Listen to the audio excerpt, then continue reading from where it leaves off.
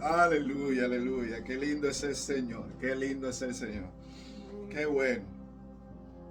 Aleluya, Dios es maravilloso. Aquí estamos. Ya es un nuevo año.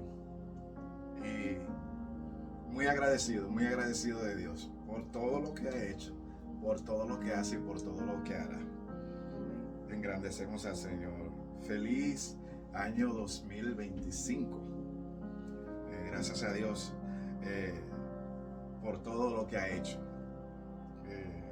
en este año que ha concurrido. Y gracias una vez más por todo lo que Dios va a hacer. Y queremos compartir siempre la palabra de Dios con el mismo corazón y el mismo espíritu que buscamos cuando predicamos. Es que Dios se lleve la gloria, aprender más de Dios y ser mejores cristianos y mejores seres humanos. ¿Para quién es esta palabra? Para todos nosotros. Los que decimos que somos cristianos, lo que no somos, lo que queremos ser. Es una palabra que entendemos que levanta, que levanta, que lo que quiere, que lo que busca es ayudar. No va en detrimento de la persona, sino lo que buscamos con esta palabra, esta predica que hacemos es ser mejores seres humanos, ser mejores cristianos y arrepentirnos. El Señor dijo: arrepentíos y convertíos, porque el reino de los cielos se ha acercado. El reino de los cielos es la manifestación del poder de Dios en todas sus formas. Pero no se puede experimentar ese reino de Dios si no hay un verdadero arrepentimiento y una conversión. El arrepentimiento verdadero trae conversión. Si no sentimos dolor y pesar por nuestro pecado, por nuestro mal obrar, no se puede generar la conversión necesaria, ese cambio de dirección que es el que el Señor necesita para que nosotros podamos ver verdaderamente la gloria de Dios en nosotros, para que podamos amar a Dios como Él se merece y amar al prójimo como nosotros necesitamos amar. En el día de hoy queremos hablar sobre un acontecimiento que se dio en el libro de Reyes, en Segunda de Reyes capítulo 5, que la gente ha escuchado mucho esta historia, y yo voy a leerla aquí en el nombre del Padre, del Hijo y del Espíritu Santo. Creemos en la Trinidad de Dios, un Dios maravilloso que se manifiesta en tres personas. La economía de Dios, donde Dios se manifiesta en tres personas con el único propósito de poder acercarse más al hombre, y que Él es poderoso y grande. Dice en el libro de Crónicas, segundo libro de Crónicas, capítulo 5, rectifico, en el segundo libro de Reyes, capítulo 5, segundo libro de Reyes, capítulo 5, dice la palabra del Señor así, como dije, en el nombre del Padre, del Hijo y del Espíritu Santo. Dice aquí: Naamán, general del ejército del rey de Siria, era varón grande delante de su Señor, y lo tenía en alta estima, porque por medio de él había dado Jehová salvación a Siria. Era este hombre valeroso en extremo, pero leproso.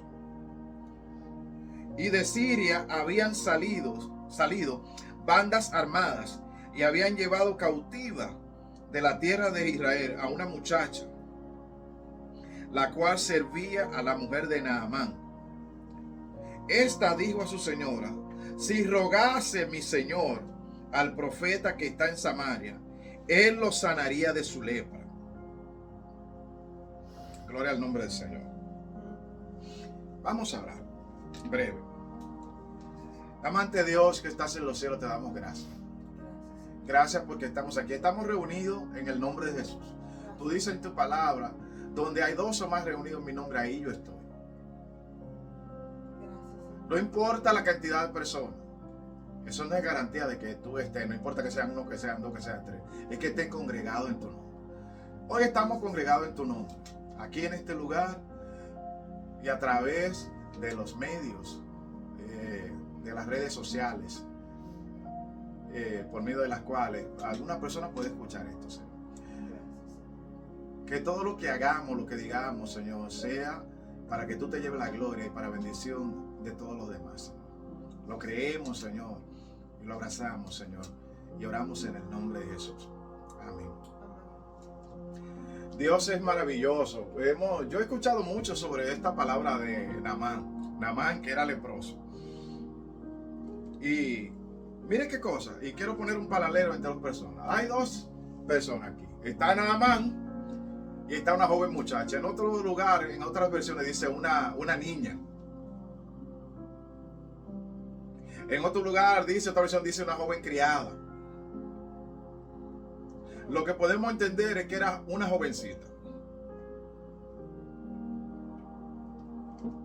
No era una mujer vieja o mayor de edad, vamos a decir, para que nadie se pueda sentir mal por el concepto del término viejo.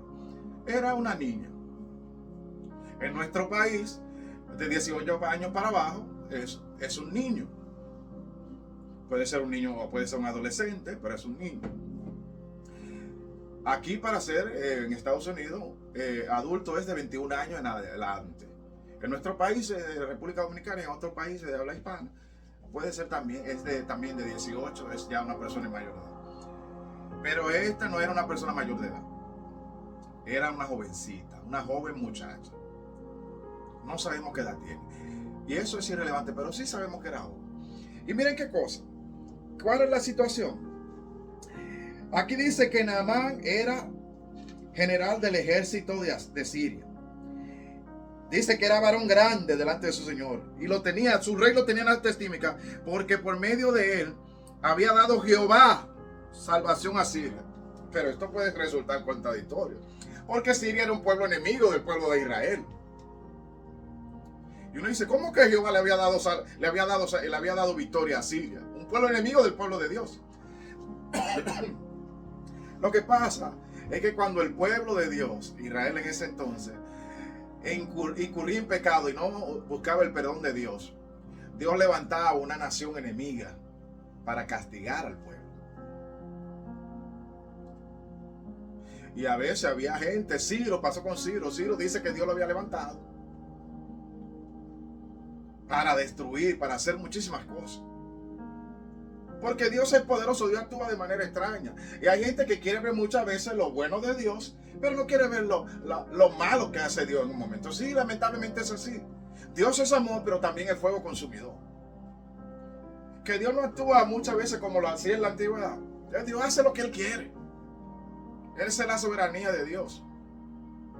Dios actúa como Él entiende. En un momento. Es Dios, es soberano. El soberano hace como Él quiere, como Él entiende.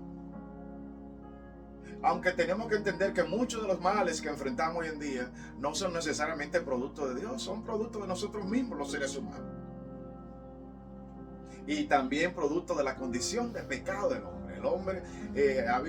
El hombre se ha ido destruyendo a sí mismo. El pecado destruye. Y la maldad del hombre destruye. Pero en este acontecimiento que está aquí, dice que Dios había permitido que el pueblo de Siria se levantara en contra del pueblo de Dios para castigarlo por su pecado. Porque ahí tenía muchos profetas, en este caso era el profeta Eliseo, que le hablaba y el pueblo no entendía. Entonces Dios levanta un pueblo y esos pueblos venían, castigaban, sitiaban al pueblo de Israel, lo rodeaban. Y era una forma de Dios presionar a su pueblo para que buscara su perdón, para abandonar su pecado. Pero a veces Dios se permite algunas cosas y nosotros no entendemos. Este era un hombre valeroso en extremo. Pero había un detalle. Este hombre era grande, era maravilloso, poderoso ser humano. Había alcanzado mucho. Llegar a ser general en ese tiempo no era una cosa sencilla. Ser el general de un ejército, la figura principal de un ejército, era algo que se ganaba ahí, mira, peleando, fajado. No como se da en muchos lugares, que a veces hay gente que son generales porque lo nombra, tienen alguna cuña, como decimos en nuestro país, y tienen amigos por aquí y un asunto de influencia y lo hacen general. No. Usted llegaba a esa posición, era ganada a base de esfuerzo, de espada. Y este hombre, a base de su espada, por su coraje, por su valor, había llegado a ser el general de ese ejército de Siria. Pero tenía un problema, que era leproso. La lepra, como muchas personas sabrán, era una enfermedad terrible. Tres cosas de la lepra. Era incurable. era progresiva y era una enfermedad letal, incurable, progresiva y letal. Pero este hombre, a pesar de esa condición de salud, ese hombre habría logrado todas esas cosas. Puede ser que la lepra no estaba tan avanzada. Y él con la lepra se movía por todas partes, pero todo el mundo sabía que él era leproso. Y a pesar de su lepra, hermano, él pudo escollar. Es increíble porque, mire, es increíble porque a veces por menos de ahí hay gente que son rechazados socialmente. Hermano, pero aún con esta enfermedad, ese hombre pudo escollar, pudo echar hacia adelante y sus compañeros lo recibían, pudo llegar a general. Tenía una mujer que lo amaba, que se preocupaba por él, y un rey que lo reconocía. Oye, hermano, eso es muy grande. ¿Cuántas veces nosotros rechazamos a la persona por una enfermedad? Por cualquier cosa rechazamos a la persona, le ponemos un estigma. Le ponemos una marca, lo rechazamos porque tiene una enfermedad. A veces rechazamos a personas porque son homosexuales, porque son gays, por cualquier cosa. Y se dan tanto bullying, relajan en las escuelas, donde quiera, relajan a las personas. Si tú tienes una condición física, te relajan, te hacen bromas. Esta sociedad en la que vivimos, en muchos aspectos está mal. En la escuela, a veces el área donde el niño se desarrolla en la escuela, sufren de bullying por una condición física, por una enfermedad. Y es tan peligroso eso que hay jóvenes que han incurrido en el suicidio porque no aguantan la presión que ejerce sobre ellos la sociedad, en la escuela, en el ambiente donde se mueven. Pero hermano, en esta sociedad que mostramos aquí, sus compañeros de trabajo reconocían su valor. Su esposa reconocía su valor. Y su jefe, que era el rey, reconocía su valor.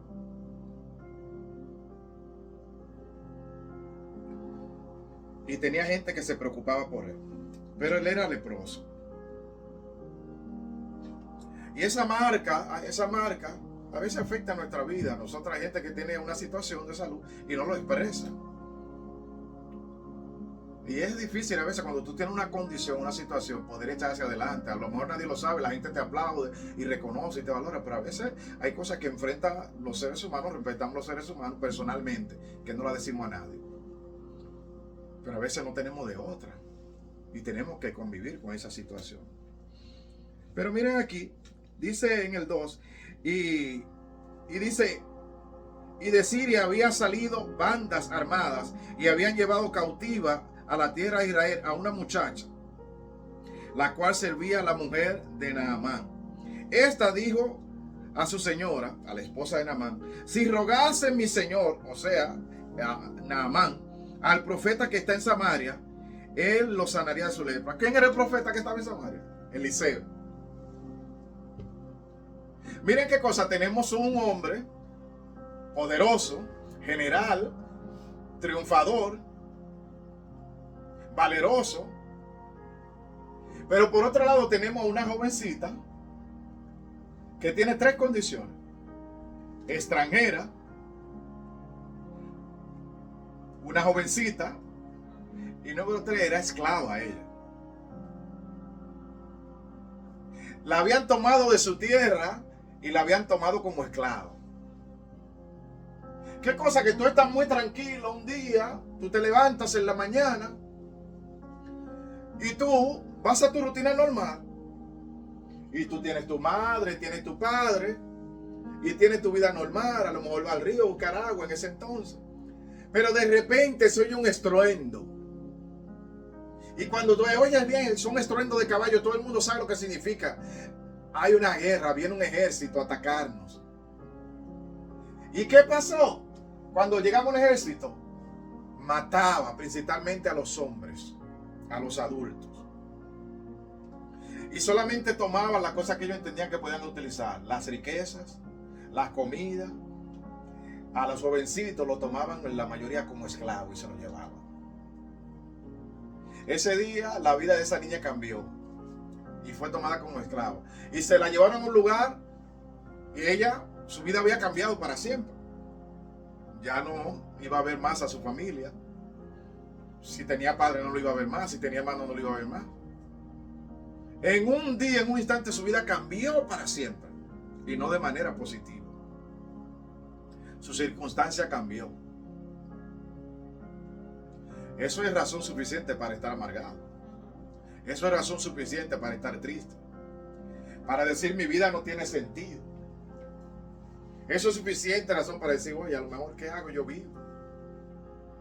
Ay, perdí a mi madre. Ella no dice, debió mostrar que está ahí. Esa niña sufría, esa niña lloraba porque había perdido su pueblo, porque había sido puesta como esclava, porque ya no había perdido su familia. En medio de esa circunstancia, de haber sido arrebatada, de que su pueblo había sido cautivo, de que mucha gente murieron, en esta circunstancia de su vida, ella, en vez de pensar en su dolor y en su desgracia, ella sabe que hay un hombre que tiene una situación de salud, que es Naamán, y ella, en vez de abrazar su circunstancia, en vez de abrazar su dolor, en vez de estar teniendo conmiseración de ella misma, en ese contexto de la vida que le rodeaba, donde hay hombre que está enfermo y es un buen hombre, ella, en vez de decir, ella pudiera decir, ay, qué bueno que está enfermo, ella pudiera decir, ojalá se muera, eso es Dios castigándolo porque se fue al pueblo de nosotros y mató mucha gente. Esa lepra, eso es lo que él se merece. Porque cuando nosotros caemos en desgracia, nos pasa algo a la gente que entendemos que es culpable de nuestra desgracia y le pasa algo, nosotros decimos, bien bueno que le pase. Podemos decir, él está recibiendo lo que se merece. Podemos decir, él está recibiendo, eso fue un castigo de Dios. Ella pudo haberse alegrado de que ese hombre, ese va a morir, así que ella pudo decir, bueno, el Señor cuando viene a ver le da lepra a todo porque esta gente son malos. No, ella no se alegró. Tampoco pensó que era un castigo de Dios. Ella era la esclava personal de la esposa de él. Y ella se acercó a su ama, a su señora, y le dijo, si rogase mi señor al profeta que está en Samaria, es decir, a Eliseo, él lo sanaría de su lepra. Su dolor y su circunstancia y su experiencia no fueron un obstáculo suficiente para que ella se moviera a compasión, para que ella dejara que su experiencia con Dios la dirigiera y no su trauma, no su dolor. No. Ella no dejó que su trauma dirigiera sus actos. Ella no dejó que su mala experiencia fuera la que determinara sus acciones. Ella dejó que sus acciones fueran determinadas por su experiencia con el Dios de Israel. Y en base a esa experiencia, ese conocimiento que ella tenía de Dios, ella fue movida a compasión. Ella no olvidó en medio de esa circunstancia que tenía un Dios poderoso. Porque hermano, es fácil que nosotros cuando nos pasan desgracias, digamos, ay, Dios se olvidó de mí. Ay, es un castigo que estoy recibiendo. 20,100 cosas podemos pensar que nos sacan, nos desequilibran. Y somos nosotros capaces de pensar en Dios, de hablar de Dios en un momento cuando estamos sufriendo una desgracia, que a lo mejor entendemos que no la merecemos. Porque dice la palabra en Romanos que a los que aman a Dios, todas las cosas, ¿qué? Pero a los que aman a Dios. Cuando yo estoy viviendo la vida a mi manera y me pasan cosas, yo no puedo decir, no, que es un propósito de Dios necesariamente. Dios hace como Él quiere. Pero sí yo sé que a los que aman a Dios, todas las cosas le ayudan a bien. Y yo veo aquí una muestra de eso. Esta era una muchacha que amaba a Dios. Y no dejó que su desgracia ni sus circunstancias la cohibieran de hablar de Dios maravilloso. Y no solamente hablar de maravilloso, sino actuar con misericordia, llenarse de bondad. Salirme de mi dolor, me salgo de mi dolor para tener empatía con el dolor de los demás, con la desgracia del otro. Salgo de mi desgracia, me pongo empático con la desgracia del otro. Y cuando me pongo empático, me lleno de compasión. Y esa compasión me hace entender que el Dios maravilloso, como lo hizo conmigo, lo puede hacer con él. Y ella dijo, oye, mira, yo tengo un Dios poderoso. ¿Tú te imaginas lo que la muchacha haciendo esclava? El esclavo no era nadie. Los dueños podían disponer de ese esclavo en todo el sentido de la palabra. Un esclavo era simplemente un objeto. Y muchas veces eran maltratados. Pero en medio de su esclavitud, ella fue movida a misericordia, a compasión. Y lo que había de Dios en ella fue más fuerte que su mala experiencia. Y le dijo a su ama, si rogase mi señor al profeta que está en Samaria, él lo sanaría de su lepra.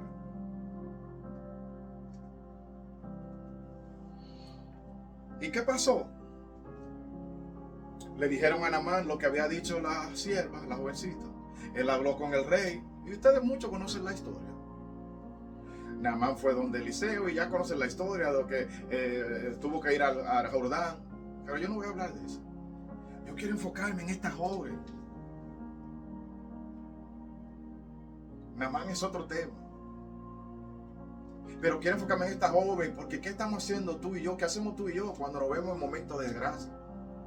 En el momento que nos decimos que podemos pensar que Dios no está con nosotros.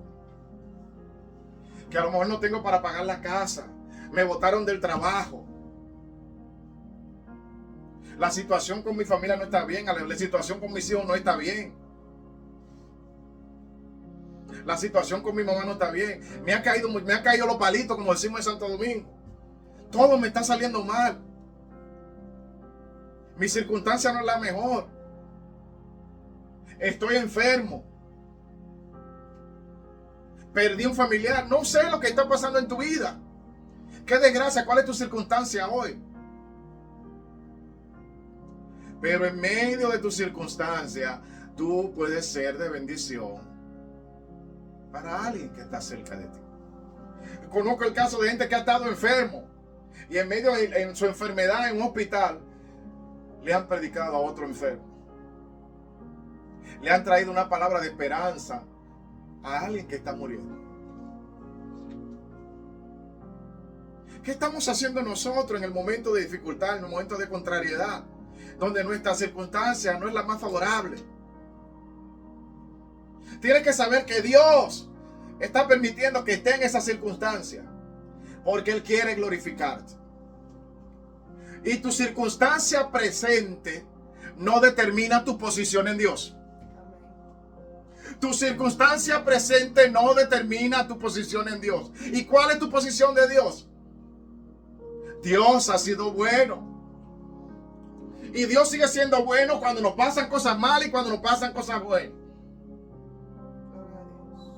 Porque en medio de toda circunstancia, Dios lo que quiere es bendecir. Porque Dios dice en su palabra, mis pensamientos para con ustedes no son de mal, sino de bien. Él no quiere que nadie se pierda, sino que todos procedan al arrepentimiento. Y Naamán era un hombre que no tenía amor de Dios. Y le llevó regalo al profeta, hizo muchas cosas. Y el profeta le dijo, vete y lávate en el Jordán tantas veces. Él se sintió mal, dijo, ¿cómo que el Jordán es un río tan sucio? Habiendo tantos ríos por allá cerca donde yo vivo. Y sus ayudantes le dijeron, mi señor, pero si él te pidiera una cosa difícil, ¿tú no lo harías? Ve, hombre, y lávate ahí, ¿qué te cuesta? Y Dios, pero ese era un hombre que tenía lepra. Pero la lepra no era el problema principal de él. El problema principal de él era el orgullo. Y Dios tuvo que levantar al lado de un hombre que se sentía capacitado. Un hombre, imagínate, a veces porque el poder nos hace ser arrogante muchas veces. Él levantó una niña que parecía insignificante, esclava, que fue el conducto que Dios utilizó para que él aprendiera que el que se humilla es levantado y que el que se levanta es humillado. Tú puedes hacer la diferencia hoy como esa niña en medio de tus circunstancias. ¿Qué vas a hacer tú? Dios te bendiga en este día.